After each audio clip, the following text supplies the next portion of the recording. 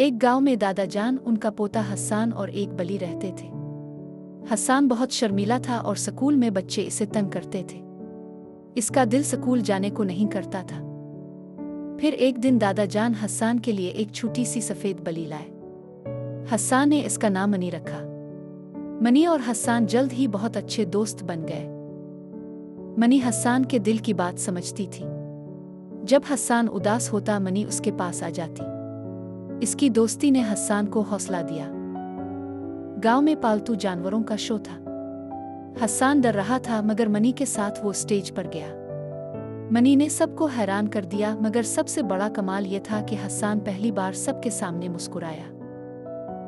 इस दिन के बाद हस्सान का एतमाद बढ़ गया। वो स्कूल में बोलने लगा।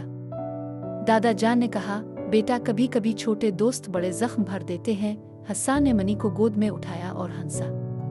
मनी सिर्फ बली नहीं, इसकी सबसे अच्छी दोस्त थी।